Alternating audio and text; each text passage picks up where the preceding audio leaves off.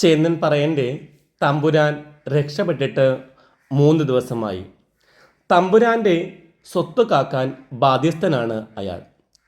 ചേന്നൻ അതിനാൽ അവിടെ തന്നെ കഴിയുകയാണ്, വെള്ളത്തിൽ തന്നെ നിൽക്കുകയാണ്. പുരയ്ക്ക് മുകളിലൂടെ വെള്ളം ഒഴുകാൻ തുടങ്ങുമ്പോഴാണ് സ്വന്തമായി വള്ളമില്ലാത്ത ചേന്നനും കുടുംബവും രക്ഷപ്പെടാനുള്ള ശ്രമങ്ങൾ ആരംഭിക്കുന്നത്. അതിനു മുമ്പായി മടലും കമ്പും കൊണ്ട് തട്ടും ഭരണം ഉണ്ടാക്കി അവിടെ ഗർഭിണിയായ ഭാര്യയെയും 4 കുട്ടികളെയും ഇരുത്തുന്നു. ഒടുവിൽ തട്ടും ഭരണും വെള്ളത്തിൽ മുങ്ങുന്നു.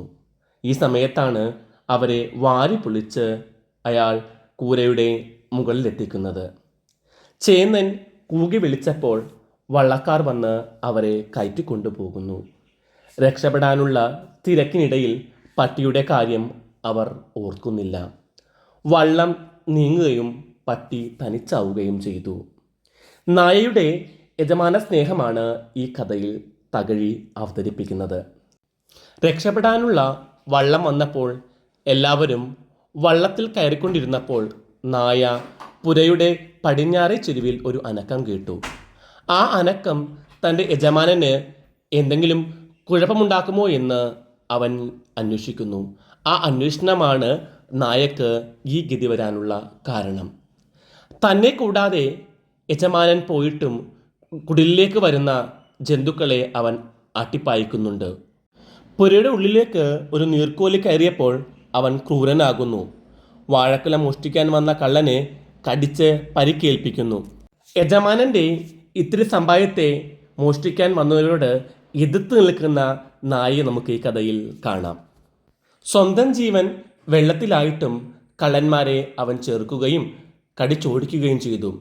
ചത്ത പശുവിൻ്റെ ശരീരം ഒഴുകിയെത്തിയപ്പോൾ വിശന്ന് വലഞ്ഞ് കാത്തിരുന്ന ആ നായ കൂരയുടെ മുകളിൽ നിന്ന് താഴോട്ടിറങ്ങി കടിയിട്ട് വലിച്ചടിപ്പിച്ച് തൃപ്തിയോടെ തിന്നാൻ തുടങ്ങി. കൊടിയ വിശപ്പിന് വേണ്ടുവോളം ആഹാരം. പക്ഷേ അതവന് ആസ്വദിച്ച് കഴിച്ചു തീർക്കാൻ സാധിക്കുന്നില്ല. 2 ദിവസമായി ഒളിഞ്ഞും തെളിഞ്ഞും പുരയുടെ അരികത്തുണ്ടായിരുന്ന മുതലയുടെ അടിയേറ്റ് നായ വെള്ളത്തിലെവിടെയോ മറഞ്ഞു. പ്രളയമല്ല നായയുടെ അന്തകനായത്, ആ മുതലയായിരുന്നു. യജമാനൻ്റെ ഗൃഹത്തെ മരണം വരെ ആ സ്വാമിഭക്തിയുള്ള മൃഗം കാത്തു. അവൻ പോയി. അവന് വേണ്ടി എന്നോണം ആ കുടിൽ അവനെ മുതല പിടിക്കുന്നതുവരെ ജലത്തിനു മീതെ ഉയർന്നു നിന്നു. നിസ്സഹായതയിൽ പിടയുന്ന ഒരു നായയുടെ സഹനത്തിലൂടെ ഒരു മഹാദുരന്തത്തെ അടയാളപ്പെടുത്തുകയാണ് തകഴി ഇവിടെ.